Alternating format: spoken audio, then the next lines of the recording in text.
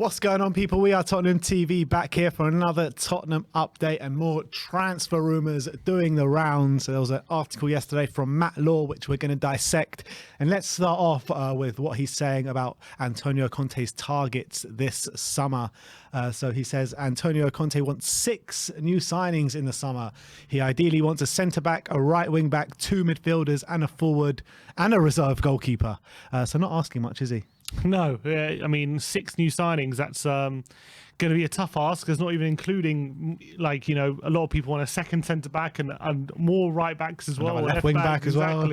So it's going to be tough to get all the targets he wants.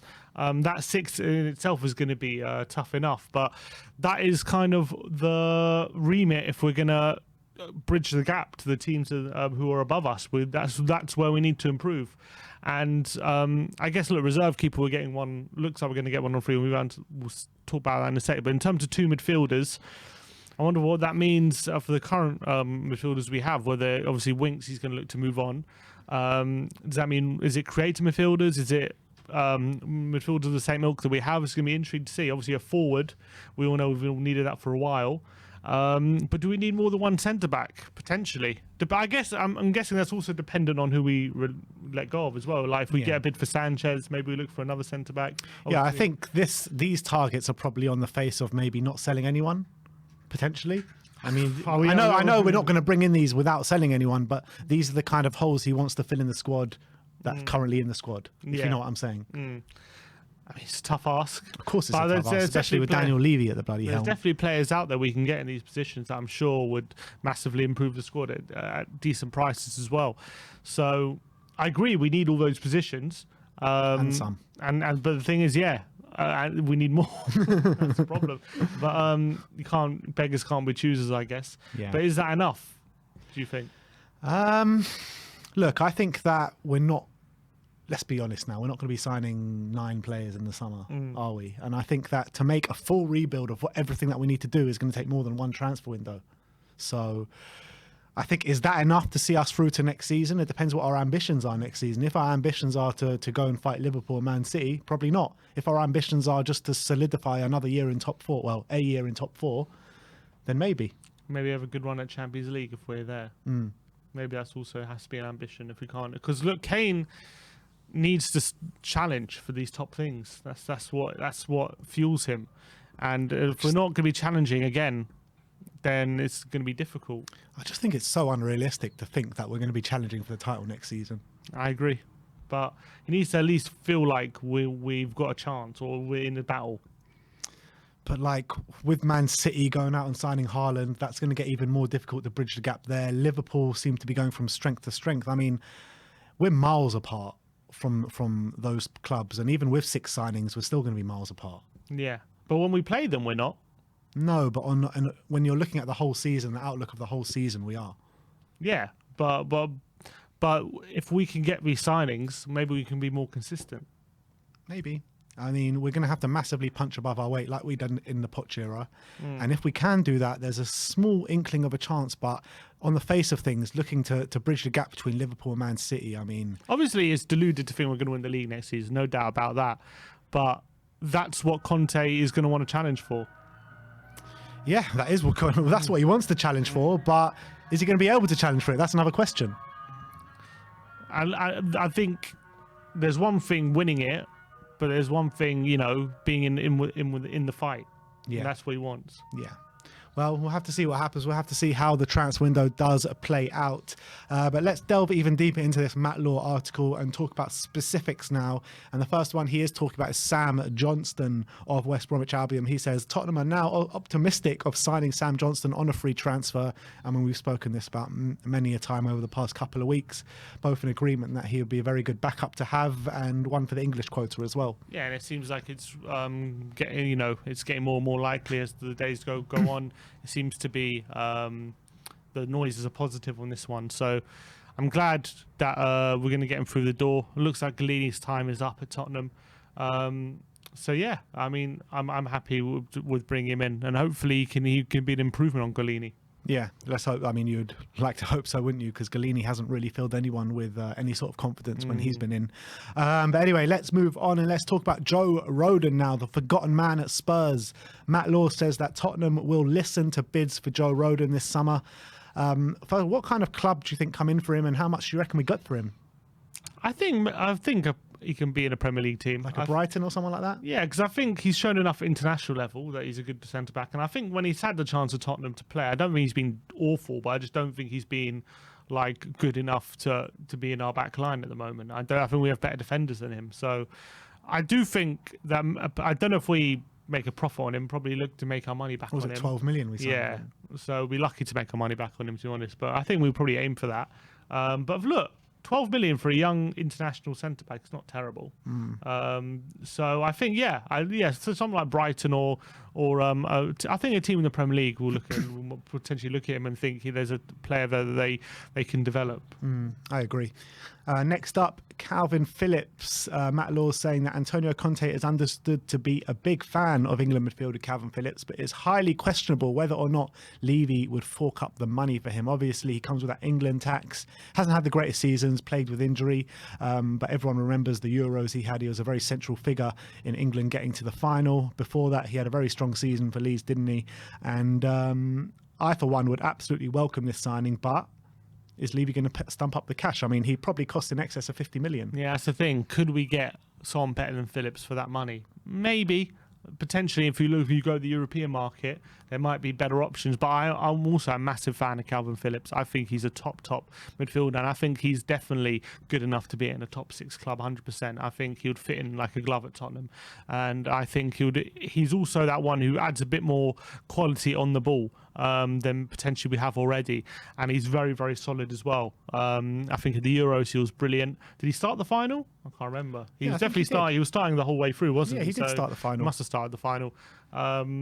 He was. I thought he had a fantastic year. He's proved that he's at home on the biggest stage, and I think for Leeds, there's obviously been a lot of rumours whether he's going to stay or not. He's obviously worth a lot to Leeds, but it's a bit similar, a bit of a similar case of like Declan Rice and Harry Kane and these deals where he's worth so much more to Leeds than potentially to us. That's the thing, because Leeds might say, 60 million, or we're not selling him because he's worth that much to us. And we'll be like, well, we can probably get a better player for 60 million. Yeah. So is it worth it?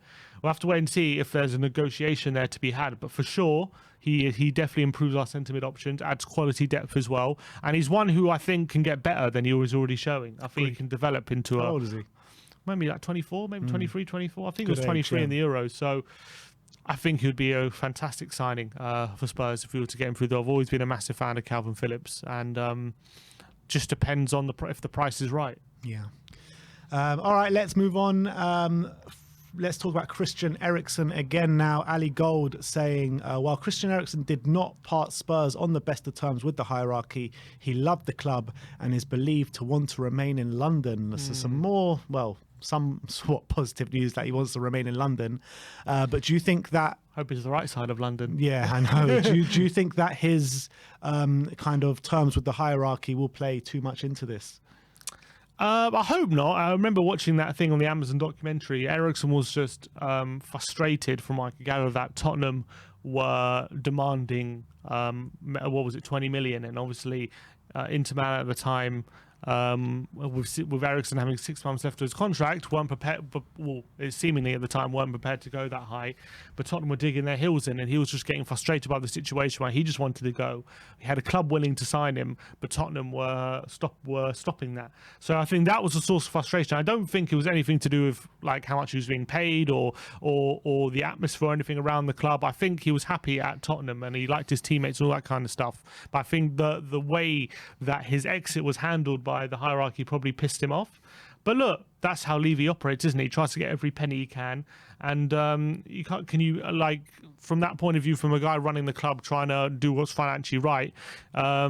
You could argue, could you blame him in that situation for trying to get a good fee for a player of Eriksen's quality? But obviously he was going to be frustrated by that. Yeah, exactly. There was frustrations at the current time, but do you think once he got out the door, do you really think he had any bad feelings towards Spurs? Probably not. It's probably water under the bridge, I would imagine now, that kind of thing. Look, at the end of the day, we agreed a deal, so I can't believe he's still harbouring ill feeling just towards that deal because it got done. If it didn't get done and he was made to wait another 6 months, I can imagine maybe a bit more ill will. But I think because the deal got done in the end, he was probably just whatever. It doesn't really matter now. Yeah. And I think obviously he had a great time at Tottenham. I still think he's much appreciated by the fan base, and obviously I think he'd be massively welcome back. And I think, look, you got to remember he was at Tottenham for a long time. He was at Tottenham from 2013 up until 2020, so 8 years. You don't stay at a club for 8 years if you're not really enjoying life there. So I would imagine that it didn't help. He was there for like the best years in our Premier League era. Not at the start. Not at the start, but I mean, once he got to grips with things, Poch got to grips with things. Yeah, and now we have Conte, so you'd hope the good times are coming back. So, you know, I would like to think that if the opportunity arose, and unless he's getting an offer somewhere abroad, you know, and he fancies going there, I think if he's going to stay in London, I'd like to think that Tottenham would be a very good option for him, and he would be happy to come back. And you know, hopefully he can rekindle that feeling he had where he was happy to stay here for 8 years. All right. Let's move on and let's talk about Denzel Dumfries now. A new name, finally. And Tutto Sports say that Tottenham are interested in signing Inter wing-back Denzel Dumfries and have already begun contacts. An offer of 30 to 35 million pounds would be accepted, apparently. Well, they signed him for 15 million, didn't they? We were in for him, apparently, weren't we, in the summer? And we had reservations about him. But potentially, with us playing free at the back now, which we weren't at the beginning of the season, maybe he's more viable, because maybe at right back, where you've got a bit more defending to do, that's where the reservations come for. He's obviously had a pretty good season at Inter Milan, I gather. I think he's got 4 goals, 5 assists. It's pretty good for a wing back. Dutch international, he had a pretty good Euros as well. But it depends whether the reservations we had last summer are still there, or whether now he's had a season in the top league in Serie A, we're convinced now that actually he is the player that can improve our wing back. Obviously, I believe he's better than we have now. I believe going forward, he's lightning quick. He's decent in the final third as well. So I'd be very happy with him. A bit pricey, but 30 to 35 million. I mean, how much do you expect to spend? You know what I mean? I think it's not terrible. They double their money into Milan pretty much in 1 year. So it could suit everyone. But it depends if they're willing to let him go that easily. Yeah, I mean, you say pricey. I mean, it's a player that both of us were pretty much waxing lyrical about in the Euros. It was more for the price, 15 million we could have got him for last year. I know that, but like 30 to 35 million for a player of his age, you know, done really well into this season, got a very high ceiling as well. Like if Conte can improve him. I guess it's just that I look at the price tag and think we could have gone for 15, and I was like, it's doubled, and it's a bit annoying that we just didn't go last season and get him. Yeah, I know that. And especially because we spent even more on Emerson, or we just could have got him for a lot cheaper. Which is, just in my mind, it's like, now I have to spend an extra whatever it is. But look, it might be. It's probably going to be worth it. That is exactly how Levy is thinking. Yeah, 100%. He's not thinking, it's only 35, and he's thinking, it's 25 million than we should have spent last summer. Yeah, I think it would be a good deal. But again, depends how many wingbacks we're going to bring in and all that. Yeah. All right, let's move on and let's talk about Marco Asensio. Calcio Mercato and Daniel Longo saying Real Madrid midfielder Asensio is about to become a George Mendes client. Tottenham are one of the clubs interested in signing him, and agent George Mendes wants to take Asensio to Tottenham this summer ahead of Arsenal and AC Milan. I'm done with these Mendes signings, I swear. And none of them ever work out. They always flop. He's just forcing him on. Look, he's a good player. I've said it before. And again, Doherty's a Mendes client, mate. Yeah, well, he's worked out just about now. I'm not going to say I'll be unhappy if we sign Asensio. Like, he's a class quality talent player. Not talent anymore. He's like 26 now, isn't he? 27 maybe. So I don't think you can call him a talent anymore. Now he's realised what he is. And I think he's got a lot of he's got supreme talent, but for one reason or another, he's just never really nailed down that spot at Madrid. You got to ask why he's never done that. Again, we have Kulusevski on that right wing, him battling out with Asensio. I mean, that sounds on paper pretty good, but I just get the feeling like Asensio would come and it would just be one of those signings where it never really gets off the ground. I just have that feeling about him. But maybe it could also be a case of new surroundings, maybe a bit if he goes to a club where the expectations aren't so high like they are Madrid, he could thrive more. Yeah, I just feel like he might be one of these inconsistent players, a bit like a Phil Coutinho or someone like that, you know. I mean, he's got supreme talent. There's no two ways about that. He's got a peach of a foot that he can finish a ball from like anywhere, literally on the pitch. The thing is, when he first broke into the team, he was like scoring like worldies like every week, and it seemed like this guy was going to be the next big thing, didn't it? I remember in the Champions League, it seemed like every week he was scoring a new 30-yarder, and it was like, this guy's going to be unbelievable, and it never really kicked off for him properly, did it? Asensio, for one reason or another, he just never quite developed into the star we thought he was going to. Not to say he's been a bad player, he just wasn't that elite talent he looked like he was going to be, was he? It's funny, like this season is actually, in terms of output, is his best season in a Real Madrid shirt. I mean, he's played 28 games, scored 9 goals this season. It's his best return in terms of goals. Second best return was 6 in 2017-18, and last year was 5. Best time to sell him then. Yeah, best time to sell him in terms of price, but 9 goals this season is not really to be sniffed at. Not bad. It's not bad. It's just, it's just. He's playing a lot of football. 35 games last year, 28 this year. Yeah, I think he comes. I think his name is bigger than who he is, though. If you know what I mean. Yeah, I get that. I think he comes with a big name, and people might be expecting big things. I just don't know if he's that player, but I think he's a very good player. I do think he's a good player, and obviously he definitely adds quality depth to us, that's for sure. He's definitely a player, like maybe now we're not too excited about it, but if it gets actually serious, we'll be super excited about it. Of course we would, because he's got so much talent, and it might be a case where he just needs a new environment, and he could really flourish into the player that people thought he might be. And if he's willing to put the work in that Conte requires, there's no reason why he wouldn't get there. Look, his kind of player, if you put the work rate in with his talent, he could fly, potentially. Exactly. That's the quality. But the problem is now, what, he is 27, or was he? He's 26. 26. I mean, he's not old, but he is kind of at age where he's less moldable, I would say. So whether he's just, it's a bit like Lucas, we signed him at like 20, 25, 26. It was like, you always hoped he could maybe reach the level he was always destined to, and he never did. And I feel like Asensio could be similar. Yeah, I just feel like Asensio's got a much higher ceiling than a Lucas Moura, and got a lot more about him Not than necessarily. Lucas Moura. Because I think what Asensio has in like shooting ability and creation, like Lucas has in dribbling ability and that kind of stuff. But the other stuff's letting him down, and maybe it's similar to Asensio. Well, we'll have to see how that one plays out. But with him going and hiring George Mendes now, that kind of does insinuate that he does want to move on, doesn't it? Yeah. Not necessarily Spurs, but move on, yeah. All right, let's move on. Let's talk about Ollie Skipp. Obviously, he signed his contract yesterday up until 2027. On the flip side, the bad news is that he does require an operation, according to our source, which will keep him out till the end of the season. But The Athletic are claiming today that Ollie Skipp is viewed internally as a future captain at Spurs. I got a few quotes from a few previous managers. Pochettino, quote on him, it says, "Fantastic. I think he played like a 30-year-old man." Mourinho, that was after his debut against Burnley. Yeah. Mourinho said that, "I see this kid being one day a future captain here." And Conte says he could become a top midfielder. He has the desire to become an important player for Tottenham. So 3 top managers saying stuff like that about him. Yeah, and he was also talking about his injury into Tottenham yesterday, and he said that asking what the situation was, there's an injury. He said it's an injury that dates back to September, where he had an injection during the international break just before a 3-0 defeat to Palace, and that injection has caused him complications. And he said he's kind of been dealing with it up until a few months ago, and then he said it was an injection that many footballers have had, and what it was supposed to do was managed the pain of this injury that he has up until the injury heals itself, and then once the injection wears off, then the pain should have gone. But he said what happened was the injection wore off and the pain was still there, and he was like wondering what's going on, why is it, and they can't really put their finger on what's going on. So from that point of view, slightly pretty worrying that that's still the case. Worrying that he needs another operation, and hopefully he'll be back for next season from what we're hearing.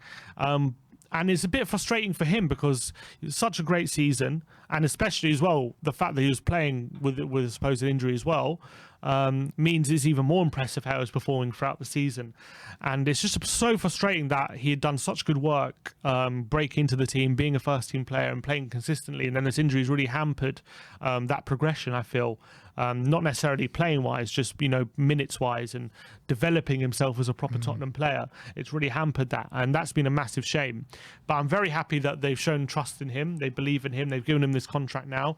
So reportedly, some reports say 80,000, some reports say 50,000. It's probably 50. I'm more inclined to believe. Yeah, more inclined to believe it's 50. I'm happy though they have that belief in him, and I'm excited next season.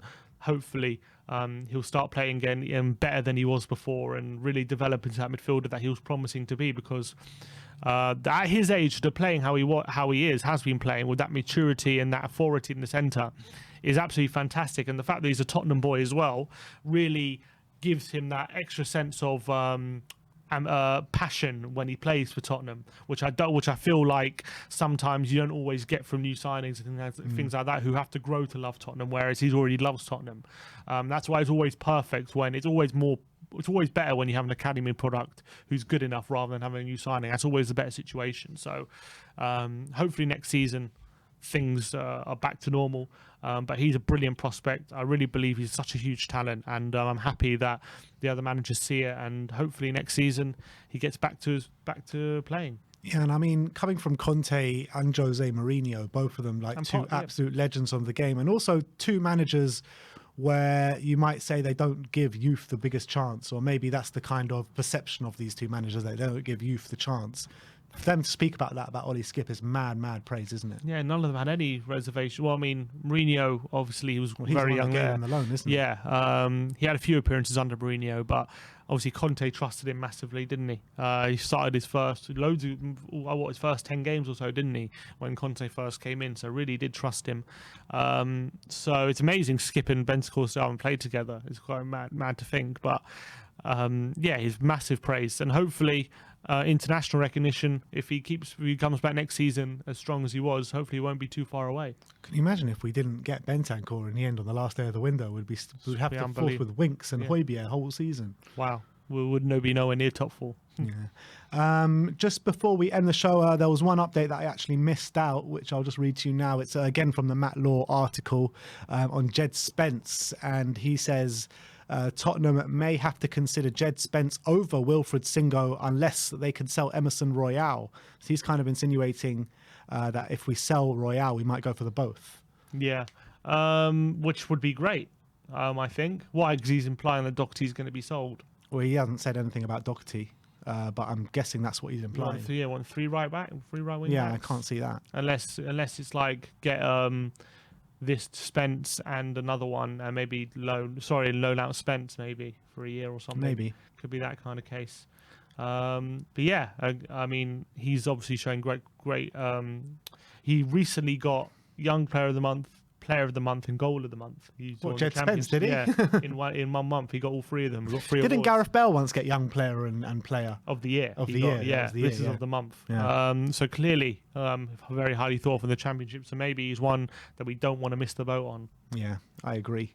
But anyway, that is your Tottenham update today. A lot of stuff to get through, but thanks everyone for joining today. Put in the comment section below your thoughts of all the kind of rumours and news we brought to you today. Like, subscribe and comment. And as always, come on you Spurs.